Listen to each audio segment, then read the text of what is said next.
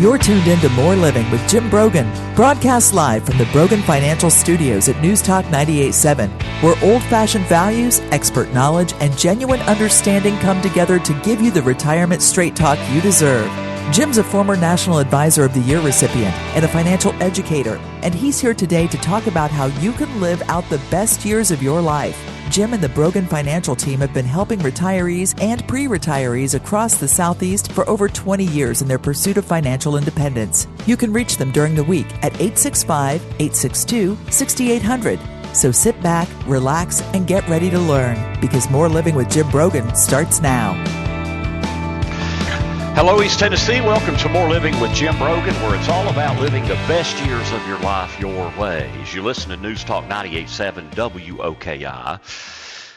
And you know, you've worked hard to build your financial foundation, saving for retirement, building wealth, planning for the future.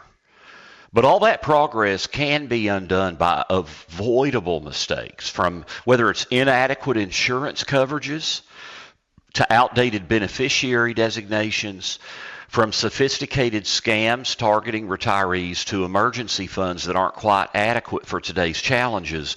These gaps in your financial plan that are often overlooked can derail decades of careful work. Now, the good news is most of these problems are preventable with the right knowledge and proactive planning. And so today, we're discussing 4 critical areas where even well-planned finances can fall apart: insurance coverages, beneficiary designations and how we title our assets, fraud and scam prevention, and how we handle our emergency fund. So let's dive into how to protect the plan that you've worked so hard to build. We'll answer common questions about protecting your financial plan, and we'll discuss solutions to help you avoid the mistakes that can derail even the best laid plans. So let's start with an insurance review and covering or closing your coverage gaps before they end up costing you. You know, insurance is one of those things we all have, but few of us really review it regularly. You know, we set it and forget it, and we hope we never need it. You know, we don't hope to have a claim on our homeowner's insurance, as an example. However, insurance markets have changed dramatically in recent years, and what worked for you 5 years ago, or even last year for that matter, may no longer provide adequate protection. You know, we see soaring premiums. There are expiring subsidies in terms of the ACA, the Affordable Care Act, or the Obamacare as it's commonly called. And there are coverage gaps many don't know exist.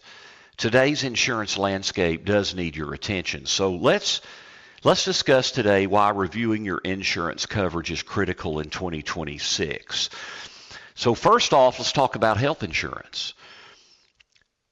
The Enhanced Affordable Care Act subsidies expired at the end of 2025, and average premiums more than doubled, from just under $900 a month to over $1,900 per month for people that are receiving a government subsidy. About 7.3 million people are expected to drop their ACA coverage that they get in the marketplace. 5 million people will likely go uninsured rather than find coverage somewhere else. And young, healthy people dropping coverage creates a potential death spiral for the marketplace. I mean, think about this. It's often younger, healthier people that drop their coverage. And that makes it, you know, the older and more sick a population is that's being covered for insurance, the higher those costs are. You know, insurance is about the law of large numbers. When you start taking out younger, healthier people, it completely changes that dynamic. And then when you have more people going off of insurance, then we have more people uninsured that go into emergency rooms, that have accidents, that have things that come up. And ultimately that creates stress on our healthcare system. Now, other insurances are rising. Auto insurance premiums were up 12% in 2025. And that was more than 50% higher than they were in 2020. So in 5 short years, auto insurance has gone up over 50%. Full coverage auto insurance increased for the average household almost $2,700 a year, 47% of homeowners reported a premium increase in 2025. And rate increases are happening at really a record pace, things we haven't really seen in decades. So, health insurance, let's start with health insurance premiums. Health insurance premiums for employer coverage reached $27,000 for family coverage, $27,000 a year. So that's pretty dang high. Nearly 30% of policyholders switched carriers in the past 5 years. Comparison shopping allows an apples-to-apples policy comparison. Now, if you're working for an employer, most people, they're covered through their health insurance, through their employer. And so you don't have a lot of control over those things. Now, if you do have control, you should absolutely be shopping your health insurance on a regular basis. You should also look at payment options. Sometimes paying for your premium annually instead of monthly can yield some pretty deep discounts. But we have to also understand where policies exclude things. Medicare doesn't cover everything. That's a very common thing. Most people cover their gaps with either a Medigap plan or Medicare Advantage plan.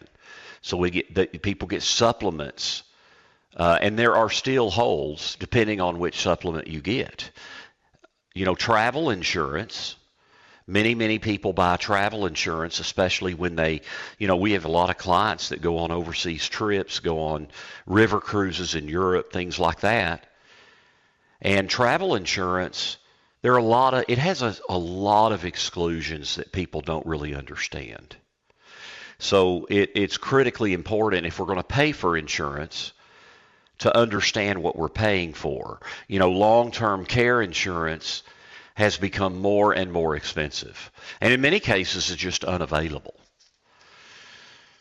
So we really should be looking at all of these things and what coverage covers and what it doesn't cover. I know, with things like homeowners insurance, one thing I've learned over the last 4 or 5 years is insurers are terrified of water damage.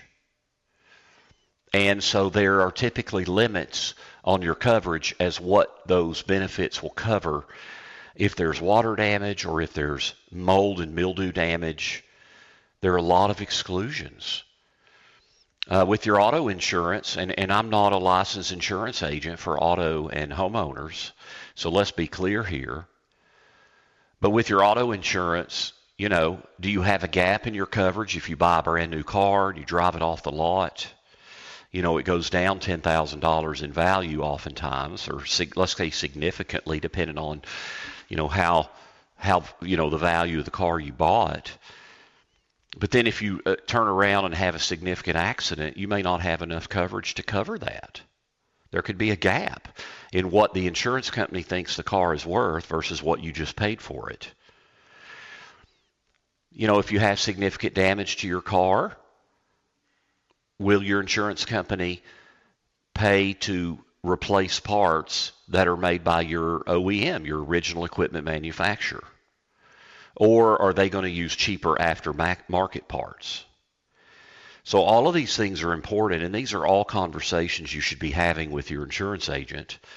What is covered, what is not covered, what limitations are there for things like flooding, water damage, all kinds of things. So this is just really important to consider. Insurance provides a foundation for financial security, and when you're uninsured, a single unexpected event, whether it be a healthcare crisis, if it be property damage, a liability claim. If you're sued, you get in a car accident or somebody gets injured at your home. It can wipe out years of savings. And when you're paying for coverage you don't need, you're wasting money that could be working harder elsewhere. So the insurance landscape has changed dramatically over the past 5 or 6 years. There have been premium increases, changes in the subsidies under the Affordable Care Act, coverage modifications that may have created gaps in your protection, like water damage and things like that.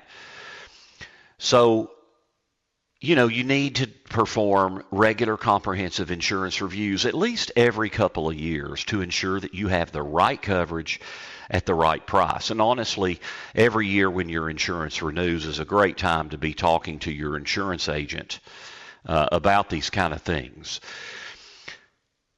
So I do want to just mention before we end the discussion about insurance, about liability.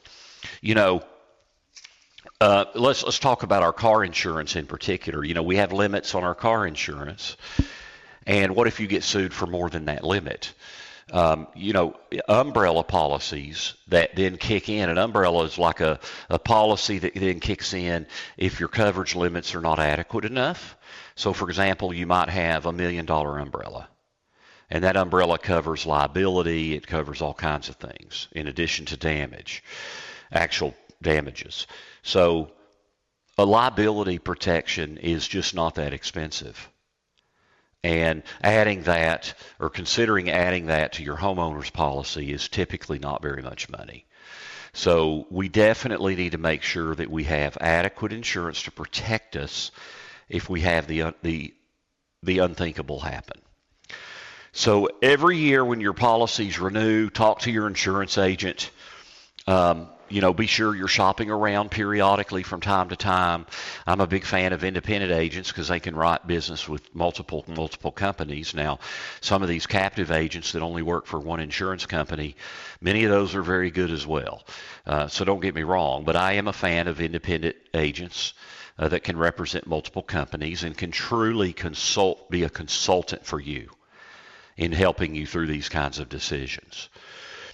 Now, we're going to get to our first break. When we come back, we're going to discuss how outdated beneficiary designations can completely derail your estate plan. We'll also talk about asset titling and understanding the way we title our assets and what that means in our estate plan and what it does not mean in our estate plan. So stay with us. This is More Living with Jim Brogan right here on News Talk 98.7 WOKI.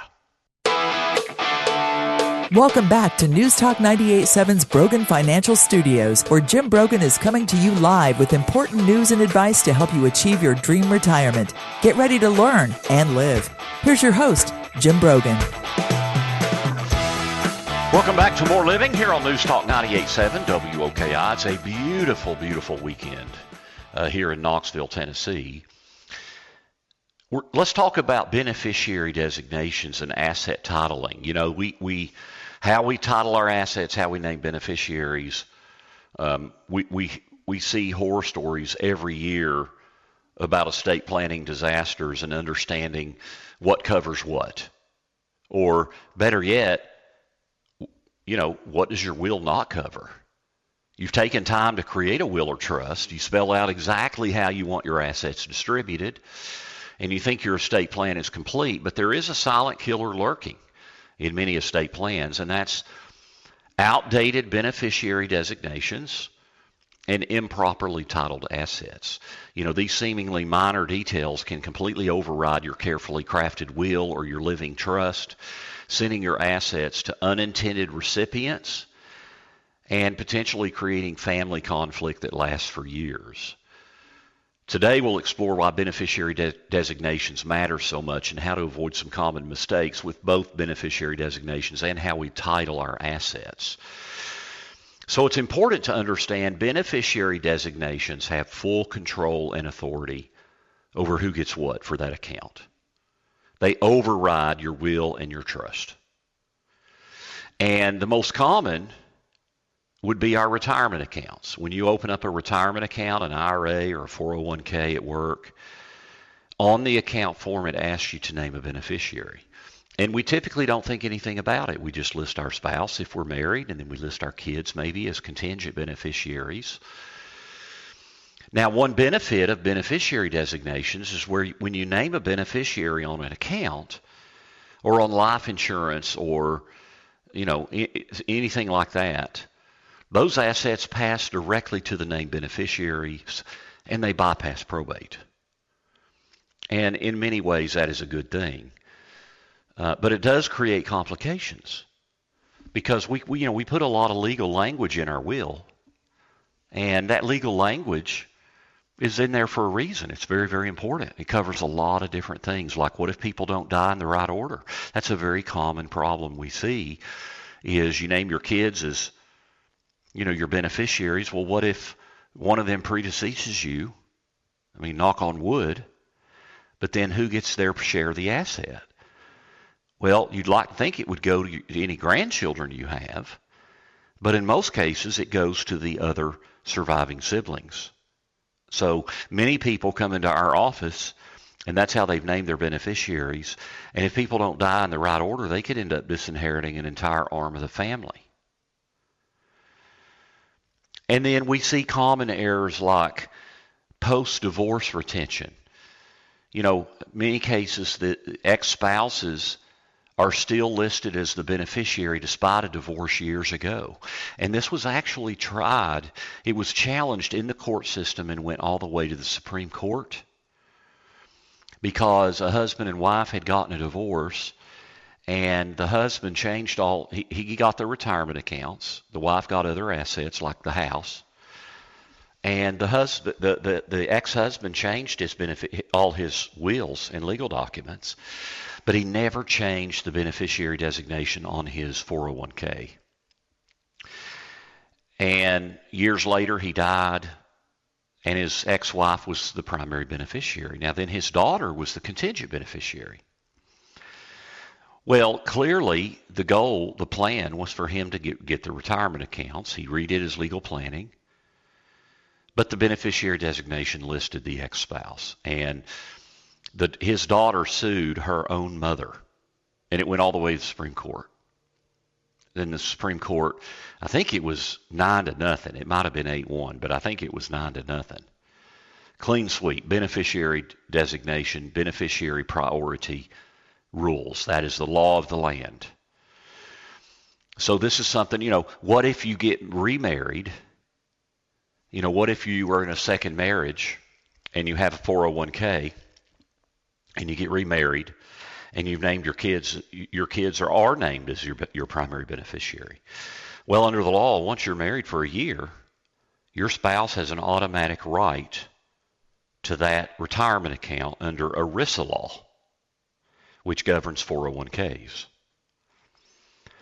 And so what that means is if you leave your kids as the beneficiary without getting a waiver from your spouse, which is what is required, then your spouse is legally entitled to your retirement account. Okay, so that's also a very, very important thing to understand with beneficiary designations. Many people, they miss contingent beneficiaries. You name primary, you don't name contingents. And if your primary beneficiary predeceases you, then your assets could end up going into probate, go into your estate, and triggering potential extra taxes if it's a retirement account. If you name a minor child directly, it could subject beneficiaries to costly guardian proceedings.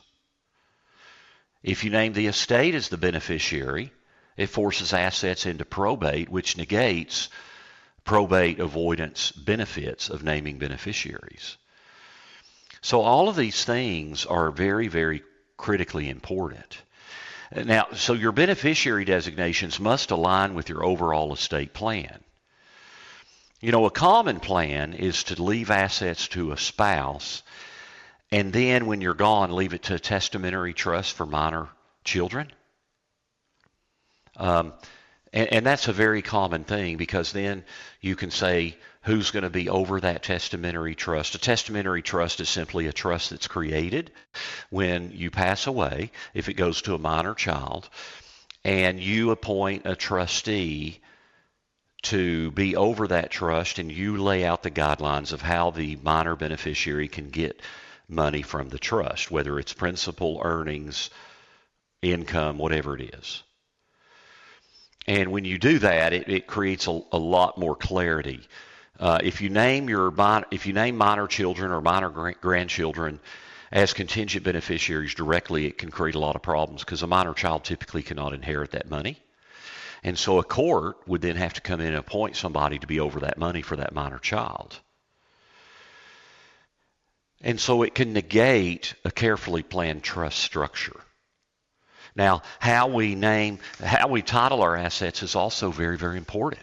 Many people, many of you listening today have created a living trust, and you created that living trust with the idea that you would put your house and real property in the trust, and by doing that, you effectively avoid probate. See, the only way in Tennessee to get assets to your kids without probate is to put it in a living trust. Now, I say that, you could put your child's name on a house, and that would, if it's jointly titled, that would go directly to your child with no probate. The problem with that is you will have made a gift. Are you inside the gift limitations of what IRS allows without filing an estate gift return, tax return? And then you've also put your child's name on your house. What if your child is in a car accident and gets sued? Well, they could take your house. So there's gifting issues with that. There's also liability and exposure issues. We were talking about insurance coverages in the first segment. These are all things and risks that you can be exposed to. So, the only way, you really shouldn't put your kids' names on your house. So the only way, if you don't do that, the only way to get real property to your kids without probate is to put it in living trust. But just listing the house or the property in the name of or in the trust document does not actually put it in the trust. And that's a very common misconception we see all the time. What matters is if I go down to the courthouse and I pull the deed to your property, which is a public record, what is the title going to be?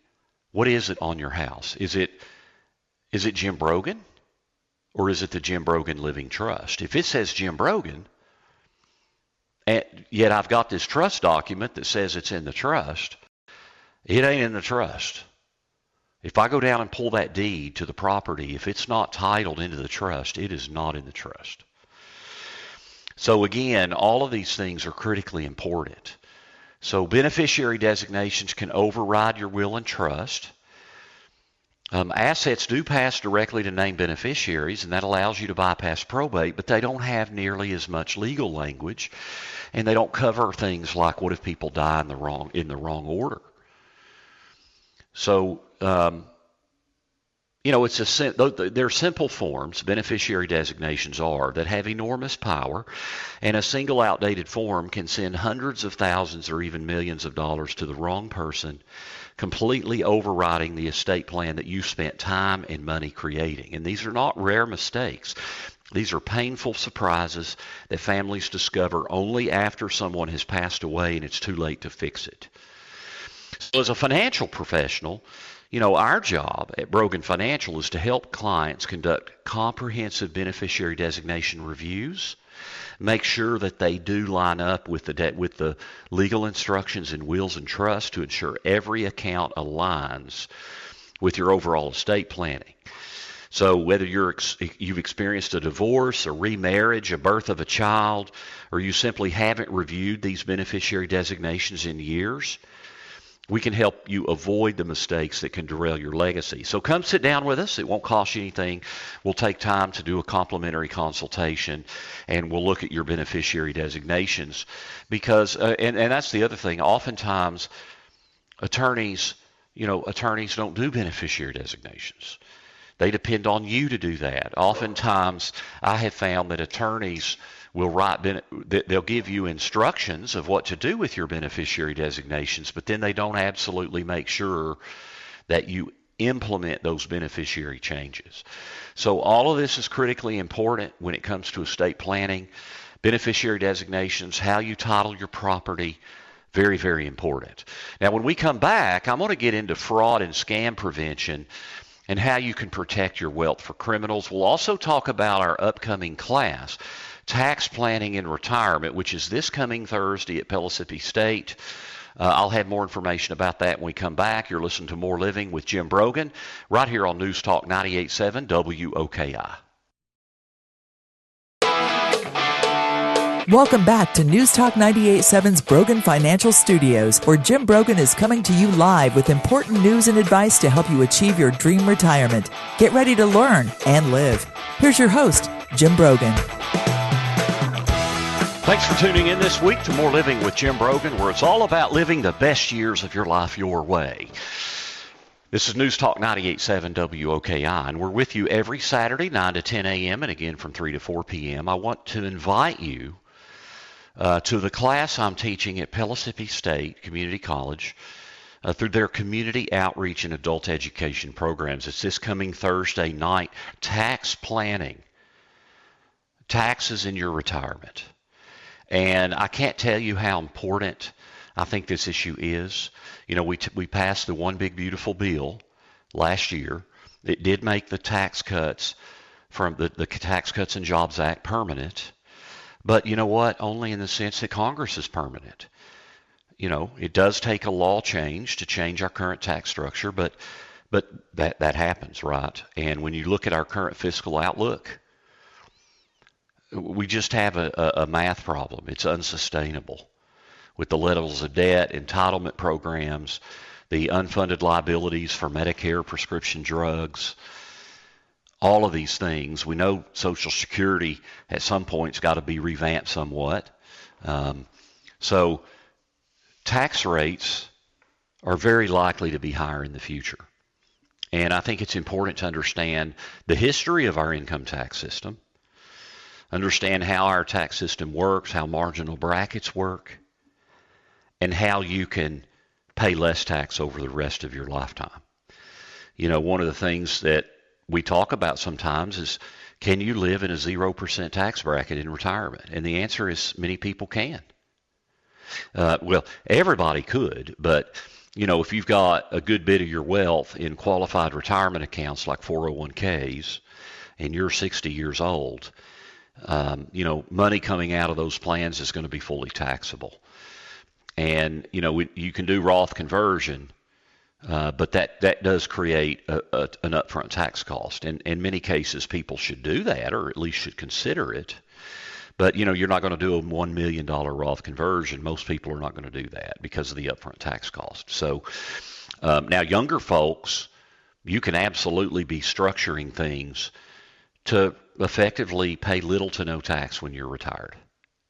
So we're going to get into all of that in my class, the Tax Planning in Retirement. It's this Thursday. It's a one-night class in 2 hours. I'm going to cover as much information as I can about tax planning, both now and in the future. You can find out more information. Go to brogantaxplan.com. You can click on to download a syllabus, and you can click a button to register directly with Pellissippi State.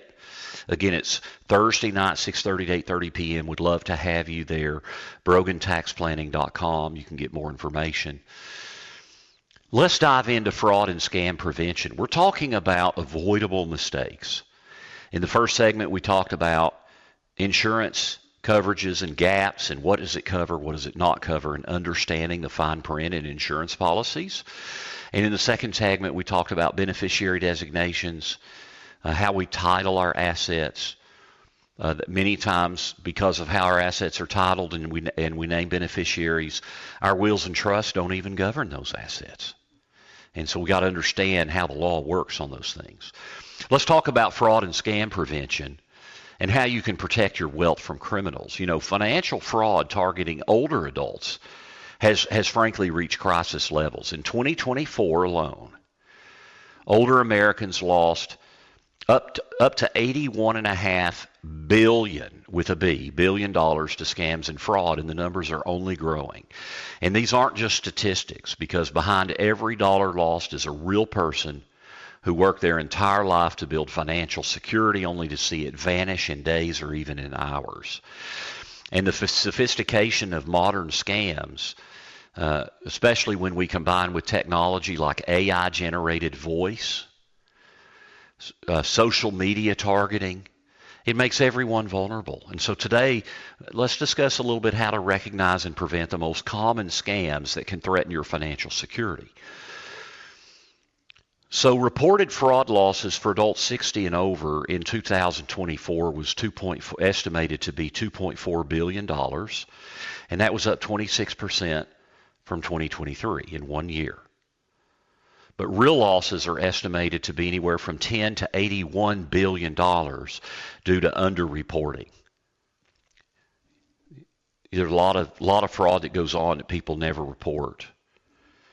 Individual losses of $100,000 or more.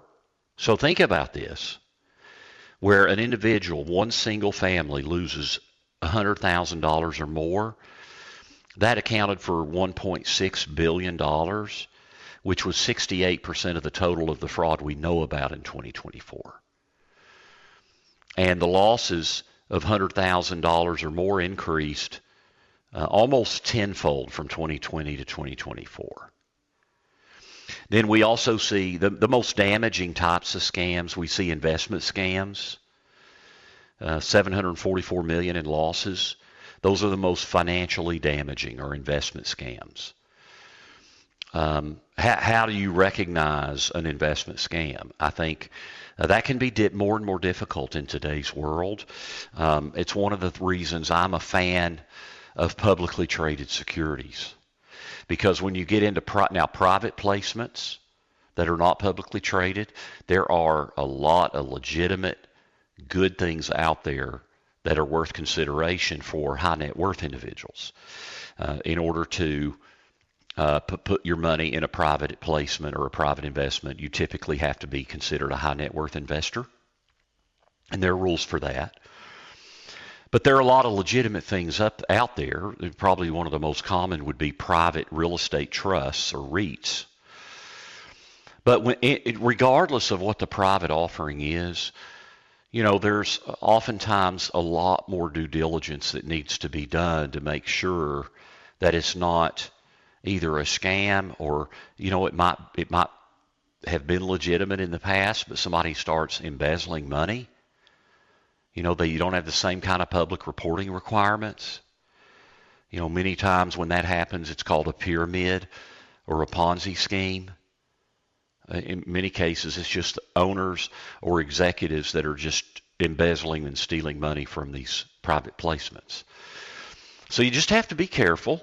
As a rule, we like to stick with publicly traded things. I do want to again be clear, that doesn't mean that private placements are not good or that there aren't good things out there. They just, when you look at those things, they have to be very, very thoroughly vetted. We see imposter scams where we see criminals pose as a bank or Amazon or Microsoft. In many cases, imposters pose as Social Security, or they pose as the Federal Trade Commission, the FTC. So when we get emails and texts, we got to be very, very careful. What is the source of this email or this text? Romance scams can be particularly devastating for widows, widowers, people who are recently divorced. In many cases, the scammer will ask for more money, or they'll ask for money before meeting someone. They meet online, they meet with social media or in dating apps, and they want money before they meet. There are certainly tech support scams out there where older adults, frankly, are disproportionately affected, where you have tech problems and you need help.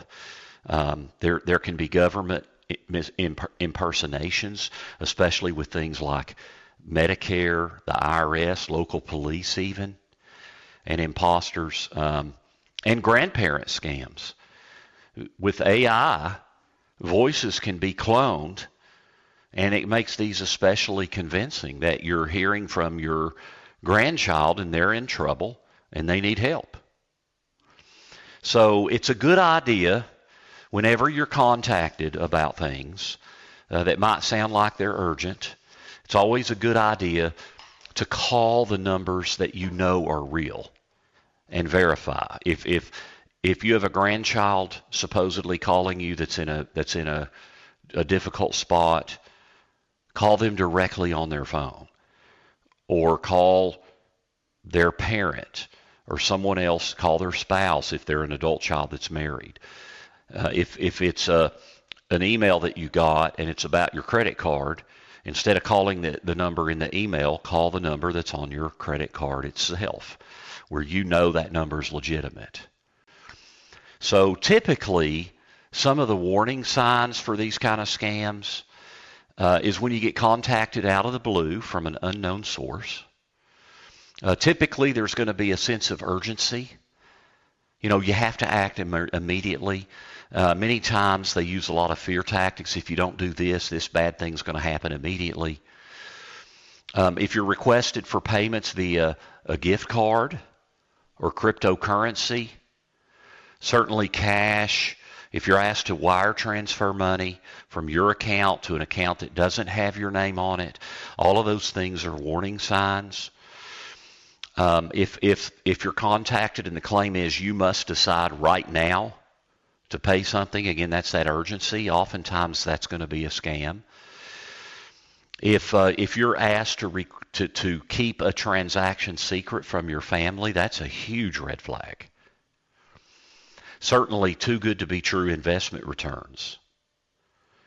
That can be dangerous. And many times, you know, when we saw with Bernie Madoff, now it's been quite a while now since that big pyramid scheme, but one of the things Bernie Madoff did is he provided returns that were good and consistent, but not so alarming they would raise a lot of flags.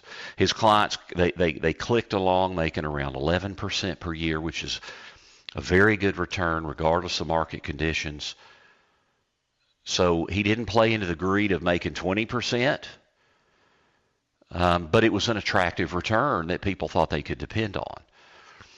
So, you know, financial fraud can destroy decades of careful planning in a matter of days. And the criminals behind these are more and more sophisticated. They're patient. They're ruthless. They exploit trust. They create urgency, and they use technology to make their schemes nearly impossible to distinguish from legitimate communications. Awareness is your first line of defense. Understanding how these scams work, recognizing the warning signs, and having safeguards in place that can protect you and your family. You know, you should be monitoring your credit regularly. You can do credit monitoring. You can do credit freezes, credit warnings, all kinds of things that you can do. So, you know, this is important stuff. It's becoming more and more prevalent in the world we live in. So protecting yourself from frauds and scams, very, very important that you don't unwittingly lose potentially hundreds of thousands of dollars overnight. We're going to get to our last break. When we come back, we're going to talk about your emergency fund and your debt strategy. How can you build a financial safety net so that you don't have to have things come up that derail years and years of planning? So stay with us. This is More Living with Jim Brogan here on News Talk 98.7 WOKI. Welcome back to News Talk 98.7's Brogan Financial Studios, where Jim Brogan is coming to you live with important news and advice to help you achieve your dream retirement. Get ready to learn and live. Here's your host, Jim Brogan. Thanks for listening to More Living here on News Talk 98.7 WOKI. Check us out online at broganfinancial.com. We got a world of resources, a wealth of information there to help you make informed and prudent decisions that can truly impact the quality of your life. My next class, Tax Planning and Retirement, is this coming Thursday. It is through Pellissippi State's Community Outreach Adult Education. It's a one-night class. I think the fee is it's either $39 or $49 to Pellissippi State.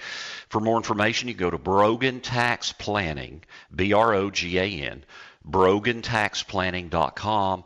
You can download a syllabus, and then you can click and register to register directly with Pellissippi State. It's 6:30 this coming Thursday. You know, life can throw curveballs, job losses, medical emergencies, home repairs, family crises. These are unexpected events and expenses that can derail even the most carefully planned budget. The difference between a financial setback and a financial catastrophe often comes down to one thing: whether you have an adequate emergency fund. But recent data shows that roughly 3 in 10 Americans have more credit card debt than they do emergency savings, and that leaves them to very vulnerable when life gets turbulent. So we'll discuss how to build and maintain an emergency fund that actually protects you, and how to balance emergency savings with debt management. So many households still haven't rebuilt emergency funds that they've used in recent economic disruptions. Only 18% of Americans increased their emergency savings in 2025. 18%, 1/8. 27% of those who withdrew from emergency savings used their funds for non-essentials: vacations, discretionary shopping. An emergency fund is things ideally that are emergencies. Now, for people or unexpected events. Now, as you get older and you get into retirement, I would say large purchases as well. Those people who increase savings are 4 times more likely to have increased household earnings. That makes sense, right? As you make more money, you can create more emergency savings. Now, the standard recommendation that you always hear is 3 to 6 months of essential living expenses. And I think that's a good rule of thumb, especially for those of you younger that are still working.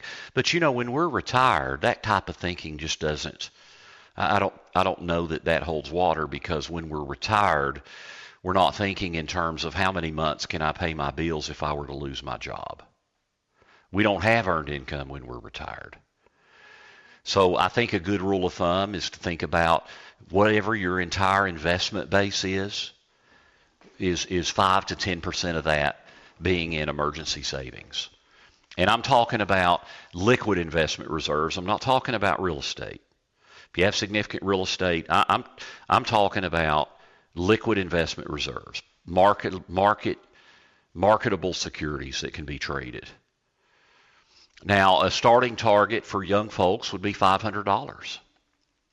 I'm also a fan of a laddered approach with your emergency savings. Maybe you have 1 month of savings, 1 month of expenses in a savings account, and then the next few months you have in a high yield savings. And if you've got a good 6 months of emergency savings, maybe, money you might not would need for 4 to 6 months, you might have in CDs where you've been able to lock in a rate for 6 months. High yield savings are still in many cases paying over 4%, but certainly in the 3s. Accounts are FDIC insured up to $250,000 per institution per depositor. So I do think that's important to keep an eye on, is FDIC insurance. Money market accounts many times offer some pretty nice rates. So I think one good rule of thumb is to automate deposits if you're still working. Automate deposits on a monthly basis can have meaningful, even $50 or $100 a month can really build meaningful benefits over time. If you have higher education expenses, certainly you might need more emergency savings, if you've got kids in college or getting ready to go to college. Now, believe it or not, younger folks, Gen Z, post-millennials, are the most likely demographic now to increase their savings, which is a great thing for young people today. So focus on the single most important financial priority. Don't try to tackle everything together. It's hard to pay off debt and credit card debt and build substantial emergency savings at the same time.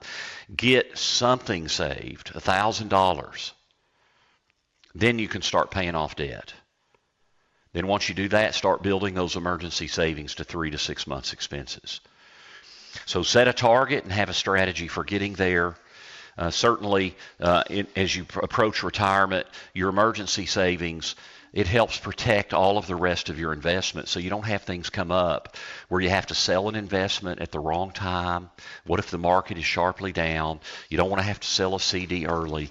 So having emergency savings is a critical component of a financial plan. Today we've discussed avoidable mistakes because greater wealth provides for more living so you can live the best years of your life your way. Thanks for tuning in. Thank you to Wayne for engineering the show. Thank you to Mary Caroline for helping produce the show. Have a very, very blessed weekend. You've been listening to More Living with Jim Brogan right here on News Talk 98.7 WOKI.